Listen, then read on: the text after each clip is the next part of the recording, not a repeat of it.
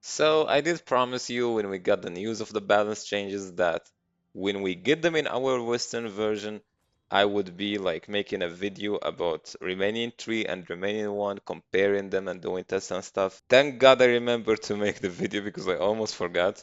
So here it is. And thankfully, a video like this will require no effort because of how like both builds work. So both builds, they deal the same damage when it comes to basic skills. So the only difference is in surge. So what I mean by that is that, so this is like remaining 1 build, and basically you gain 33% attack power on it, and on the remaining 3 you gain 48% and extra 6% attack speed and movement speed. Now, the difference in attack power between the two builds is that you lose on 15% attack power when you go remaining 1, and you also lose on 2% from adrenaline, and you gain 16% from curse doll. So you lose 17% to gain 16%. And you might say, why do such a bad trade? Why would you bother losing 17% to gain 16% from Curse Doll? The reason is because Curse Doll actually affects Surge. Like this extra 16% attack power does affect Surge.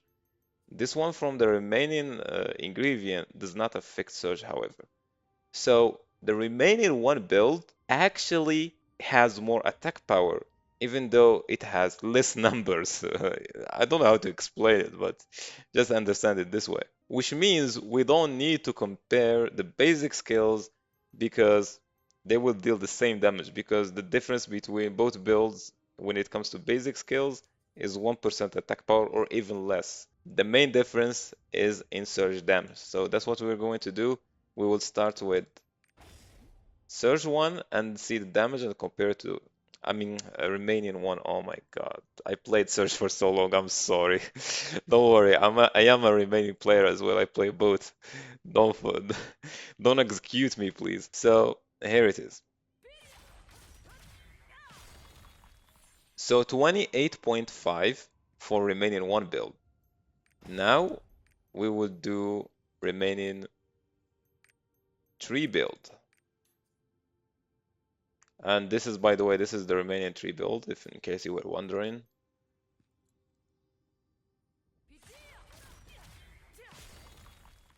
So it's 24.9 almost. So there is like 3.6 million damage difference, and this is my eye level, and I have plus 20 weapon, and these are my gems. So now you might say, if basic skills deal the same damage, and the remaining one build deals 3.6 million more on Surge. That just confirms that remaining one is better and that remaining three is still behind in damage. That's kinda true, but it depends on your character as well. There are a lot of stuff to consider, so I will give you like reasons why you should go remaining one and the reasons why you should go remaining three. So even though there is 3.6 million extra damage on like on Surge. I already did the calculations, so that's kind of like 12 to 14% increased damage on Surge, but it does not mean increased damage overall. It's maximum at max ideal situation.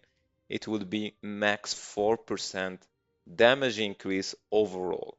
So yes, indeed, in an ideal situation, the remaining one build deals more damage. However, it's only extra 4% damage at best, and that's not something impressive to be honest. And you actually do lose on 5% crit because you gave up on level 1 of Adrenaline. So that means you're more likely to have a worse RNG, and you also lose on 6% attack speed and movement speed, and you might say, you don't even feel that because of Maelstrom and Dark Order. Well, I am kind of a maniac and I actually do feel the loss when playing because I played both builds. However, I have to mention that I'm talking only about our version of the game. We can only afford 5 by 3. So I don't want to see an argument of, but when Ancient drops, like remaining 1 would be better. Like when Ancient drop, remaining 1 beats remaining 3 any day of the week. It's not even a competition. Like if you're saving gold to get a remaining build when ancient accessories drop, then just I would just tell you straight up go remaining one.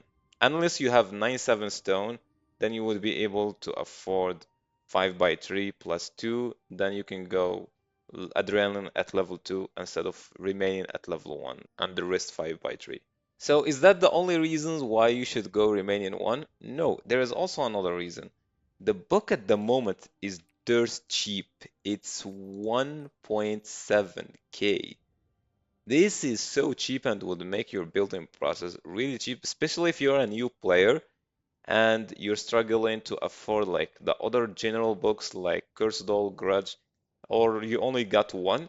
You can get this one and it's really easy to get.